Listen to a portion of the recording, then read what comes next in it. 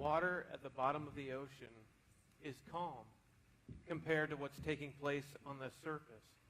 You see, the water on top is constantly moving in the form of waves. A follower of Christ has the peace of God flowing at the very core of his or her being. We can find rest, we can find peace in the depth of our being, even in the midst of the hectic, noise-filled pace of life. How do we do this? We retreat into quiet moments of silence and solitude. There's a guy by the name of Brennan Manning, and he wrote a book called Abba's Child. He says within this book these words: silent solitude makes true speech possible and personal. If I'm not in touch with my own belovedness, then I cannot touch the sacredness of others. If I'm estranged from myself, I am likewise a stranger to others. Spending time in silence and solitude before our God helps us to understand ourselves so that we can better help the people around us. This is what I want you to know this morning. Pretty simple. The intent of silence and solitude is to place ourselves before God. You heard a little bit about spiritual disciplines this morning. We talked about praying and fasting, maybe reading or silence and solitude. Maybe it's how you spend your money and your time, or maybe it's just simply serving those around us.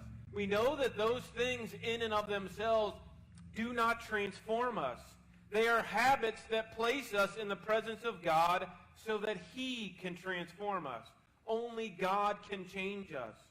Spiritual disciplines are the avenues through which we intentionally meet God. Now, it's not the only way we can meet God. There are other places and moments in life where God can transform us. But at some point, you and I have to commit to intentionally placing ourselves in God's presence. Silence and solitude is definitely part of that. You know what? A batter's not going to be a better batter just simply by going to a batting cage. You can own your own batting cage. You could build a batting cage. You could rent time at a batting cage. But you're not going to become a better batter unless you grab a bat, you put the coins in the machine, you let the thing pitch to you, and you actually swing the bat. It's a discipline. A batting cage simply by itself doesn't make you a better batter. But you go in there and you practice and you take swings and you do it over and over again with the hope that you will become a better batter. Silence and solitude is a discipline that we practice over and over again so that we can better understand, better experience the presence of God in our lives. You know as well as I do that life ebbs and flows. Life requires us to retreat and advance, right? Retreat and advance. We need that in our life. Our time to advance will not be as impactful without times of retreat. In the Gospels, we see rhythm in Jesus' life. He advances and he retreats. His spirituality is practiced in private as well as public. To love and be attentive to his God, he spends time alone. To be attentive and loving to people, he spends time in their presence. He has this ebb and flow, this back and forth, this advance and this retreat. All of us need to have this in our life. And so in the Gospels, we read about Jesus, God in the flesh, practicing silence and solitude. Luke chapter 21, verse 37. And every day he was teaching in the temple. But at night he went out and lodged in the mount called Olivet. And early in the morning all the people came to him in the temple to go hear him. You see, in order to engage the people in the temple, he needed to spend time with God in silence and solitude on Mount Olivet to follow Jesus, right? If we are truly followers of Christ, to follow Jesus, we need to follow him into times of quiet, a quiet space. If the Son of God needed to spend time in quiet, do you think we need to spend time in quiet? As we look at the Gospels this morning, we uncover 4 reasons Jesus sought silence and solitude. Let's get right to it. The first one is this: Jesus retreats to pray about a decision. You know as well as I do that life is loaded with decisions. Some are major Most are very minor. Yeah, we don't need to spend silence and solitude to decide what restaurant we're going to go have lunch at today. We don't need to spend time in silence and solitude to figure out what clothes we're going to wear. But when a decision is huge, maybe it's a financial decision or a relational decision or vocational decision or any other life-changing, altering category, we would do best to spend time quietly alone with God and to seek his wisdom. Maybe you're making a major purchase. Maybe it's a car or a house. Stop and talk to God about it. Make the wise choice. Maybe you're thinking about ending a relationship or beginning a relationship or maybe mending a broken relationship. Spend time with God in silence and solitude. Maybe you're wondering what college to go to or if you should continue in the job that you have or if you should quit it and start anew. These are major life-changing moments we need to be spending time with God in silence and solitude. And when Jesus begins his public ministry, he spends time pondering a decision. Luke chapter 6, verse 12. In these days he went out to the mountain to pray, and all night he continued in prayer to God. And when day came, he called his disciples and chose from them 12, whom he named apostles. Apparently the decision is so important for him. Apparently it is so great that Jesus wants to get this right, and he spends all night in prayer. Choosing the apostles is a big thing.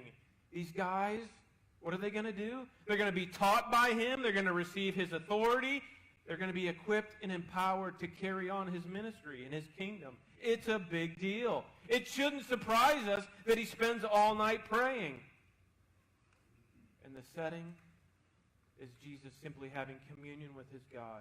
This is the only place in the New Testament where an all-night vigil is mentioned. You see, Jesus bathes this huge decision of choosing 12 apostles in prayer. He's going to invest in these men. He's going to build their character, and he's going to hand the kingdom over to them. It's a huge decision that requires a lot of time in prayer and submission. And so Jesus retreats. He retreats. It's so momentous that he would not even think of attempting to make such a big decision before getting away and spending time with his God. If you read the book of Acts, this is something the church does repeatedly when it chooses its leaders. So I guess I'm asking you today, have you ever felt the weight of a decision? Have you ever felt the weight of a big decision? Do you spend time in prayer before making that life-altering decision? Jesus saw the need to spend time in silence and solitude. We look at the Gospels and we find a second reason Jesus does this. Jesus retreats to mourn over a death. To mourn over a death. Have you ever lost somebody near and dear to you? Have you ever lost somebody close to you? Maybe you've experienced the loss of a parent or a child or maybe a close friend. We know that moments like these can produce some very different responses. We need to surround ourselves with friends and family in that moment, right? We need people to surround us. I spent my Monday morning at a friend's house because she had lost her father. And so I spent an hour there with two sisters and all of their children and just listened. And it was a great time because we laughed and we had fun. We remembered this guy. We remembered all the silly things that he would do and the silly things that he would bring to church. It was just a great time to grieve and to mourn and to reflect on somebody that we were all impacted by. We need to have that. But when coping with the death of somebody that was deeply loved, I think we need to spend time in silence and solitude. We need to have our own time to grapple with our emotions and our thoughts about it. Again, we look to Jesus as an example to follow. We're followers of Christ, right? So we look to him to see how we should do this. There was once a king named Herod, and he threw a party for himself. It was his birthday, and he thought, man, I'm just going to throw a party for myself. And foolishly, he promised a woman that he would give her anything if she danced for the guests that were with him. Well, what did she ask for? Do you guys remember? She asked for John the Baptist's head, right? The distressed king decided, well, I made an oath before all my guests, so I have to follow through with this. And the request was granted. We pick up on that in Matthew chapter 14, verse 10. He sent and had John beheaded in the prison. And his head was brought on a platter and given to the girl, and she brought it to her mother. And his disciples came and took the body and buried it, and they went away and told Jesus. Now when Jesus heard this, he withdrew from there in a boat to a desolate place by himself. It wasn't uncommon for Jesus to distance himself geographically from hostility. And yet Jesus understands right now the strategic nature of retreat. You understand that. There's a very important moment in life when we just need to get away to a desolate place. But it's more than that. I think Jesus may have used this retreat as a time for contemplation and mourning. The funny thing about the story is, when he lands on the other side of the lake, guess what's there? A whole heap of people are waiting for him. A whole group of people are waiting for him. So apparently his desolate place was the lake. You ever experienced God on the lake? When Jesus gets out of the boat, he's faced with a large crowd. And apparently this is what the people did. They knew that he was going to cross the lake, so what did they do? They decided they were going to walk around the lake and wait for him to show up. Thanks, guys. Jesus just needs a little time away. This is when the feeding of the 5,000 takes place. You've probably heard that story where Jesus feeds 5,000 with a few fish and a few pieces of bread. It's an amazing miracle, but this leads right into the third reason Jesus seeks silence and solitude. Jesus retreats to actually withdraw from people. He wants to get away. On the lake, Jesus is buffeted by waves. On dry ground, he's buffeted by the people. People bother you? People bother you? Come on, be honest. People bother you. You live in a... Who said yeah? People... Yeah, dude, I understand. You live in a house full of kids, man, you got to get away, right? You got to have your man cave or something. I get you. We need to get away because people desire and require our attention. And so we get a glimpse of the humanity of Jesus. He needs time away just like we do. He has his fill of people. And what does he do after feeding the great multitude? Matthew chapter 14, verse 23. Immediately, that word jumps out at me. Immediately, he made the disciples get into the boat and go before him to the other side while he dismissed the crowds. And after he dismissed the crowds, he went up on the mountain by himself to pray. When evening came, he was there alone. Jesus doesn't linger. He doesn't sit there and talk to all the people after they're well fed. He doesn't do that. He's like, you guys need to get out of here. Immediately, he starts sending everybody away. He doesn't say goodbye for 30 minutes, like those awkward holiday, you know what I'm talking about, when you're trying to leave the house during the holidays. Yeah, we're going to be gone, and 20, 30 minutes later, you finally find yourself in the car heading out. He sends the crowds in one direction.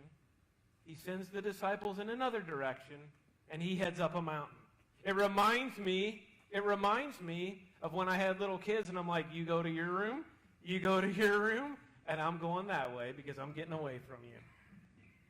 Jesus withdraws because he only has so much fuel in his relational tank.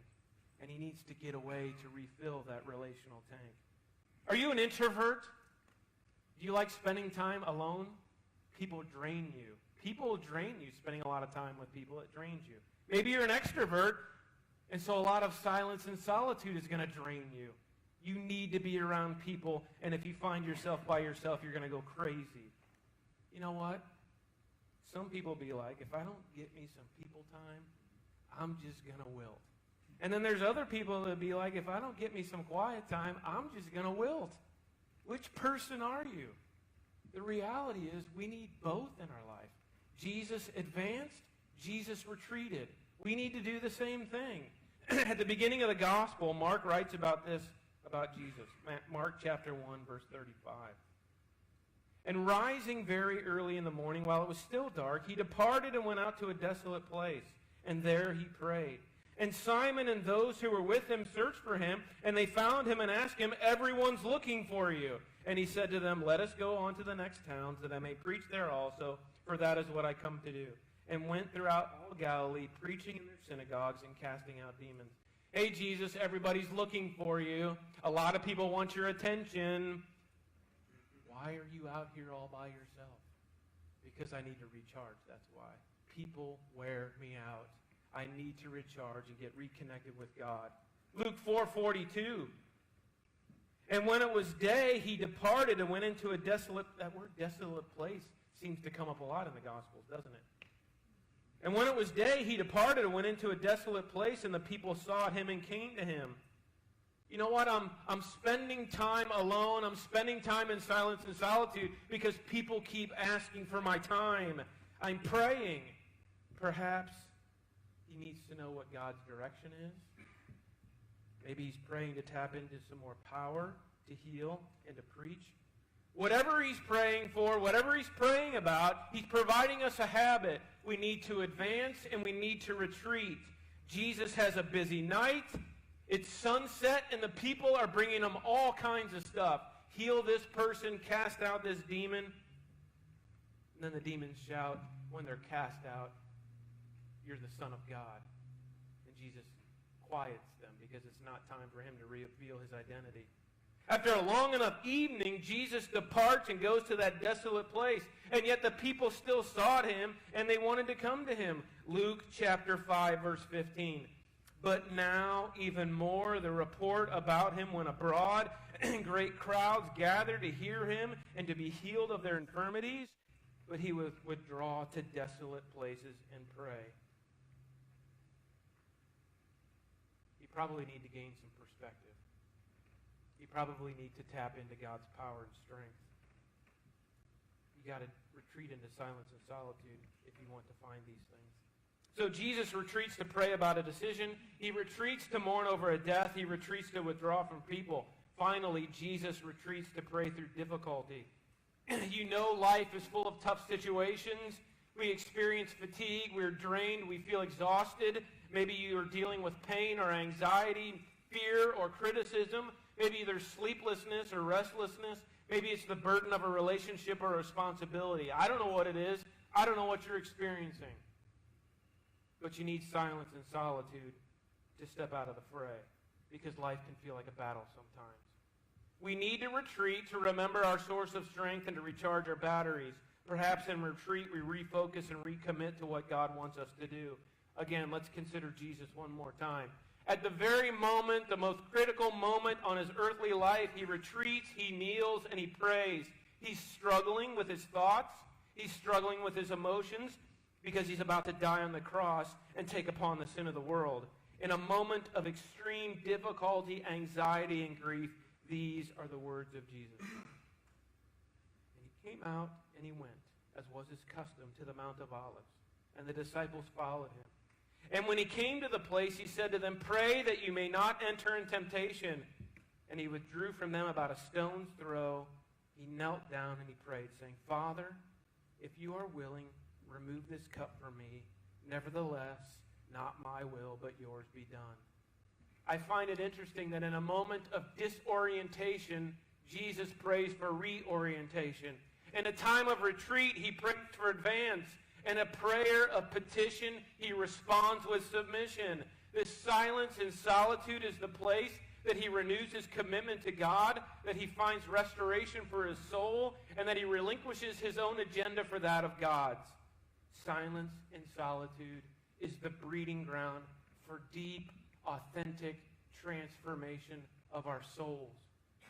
The intent of silence and solitude is not just to place ourselves in the presence of God. We conclude with this. The intent of silence and solitude is also to prepare ourselves for life. It prepares you for life. A football team. It will retreat into a huddle, will it not? It will retreat into a huddle. What's the point of a huddle? To reorganize, to unify, to understand what their plan is and their goal is, and hopefully to execute that, to regroup. Now, I know that they go no huddle sometimes, but eventually they're going to find themselves back in the huddle. Silence in solitude is our time to huddle with the triune God, Father, Son, Holy Spirit. We are engaged in spiritual warfare. To ignore the value, the importance, and the benefit of silence and solitude, we are setting ourselves up to fall prey to the principalities and the powers of this world. Our culture draws us away from silence and solitude. We need to overcome the urge to go along.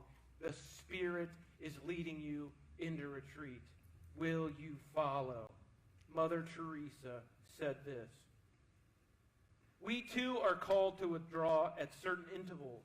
into deeper silence and aloneness with God, together as a community as well as personally to be alone with Him, not with our books, our thoughts, and memories, but completely stripped of everything, to dwell lovingly in His presence, silent, empty, expectant, and motionless. We cannot find God in noise or agitation. People, amid the noise, amid the commotion, the busyness, the very weight of your life, do yourself a favor. Spend time in quiet and chill out with God. C.S. Lewis, in his book, The Weight of Glory, he wrote this book after he was converted to Christianity. C.S. Lewis, The Weight of Glory.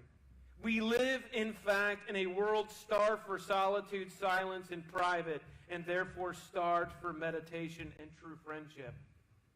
Do you take time to meditate on your relationship with God? Do you take time to meditate on His Word? You ain't going to do that if you're distracted. You're not going to do that when you have all this busyness around you. Stop, be quiet, listen, read, meditate, build your relationship with God. So four things. Take time to retreat before making a decision. Take time to retreat to experience God in your loss. Take time to retreat from the pressure of relationships. And take time to retreat from the difficulties of life. It's okay to acknowledge that you need time to recharge and to retreat from life. I conclude with a passage from Henry David Thoreau. Silence is the universal refuge, the sequel to all dull discourses and all foolish acts, a balm to our every chagrin, a welcome after satiety as after disappointment, that background which the painter may not dub, be he master or bungler, and which, however awkward a figure he may have made in the foreground, remains ever our inviolable asylum, where no indignity can assail, no personality can disturb us. Rock and roll on that one. You chilling? Are you spending time with God? Do yourself a favor.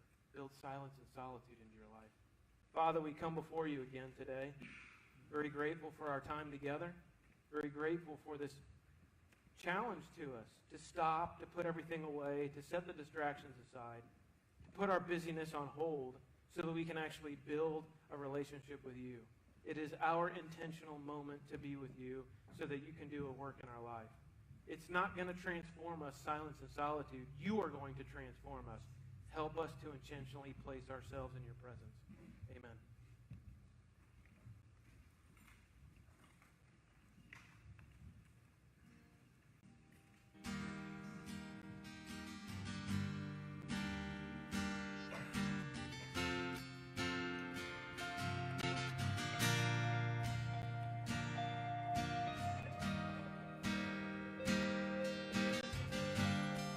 Would you please stand with us? Be still, there is a healer. His love is deeper than the sea. His mercy is unfailing.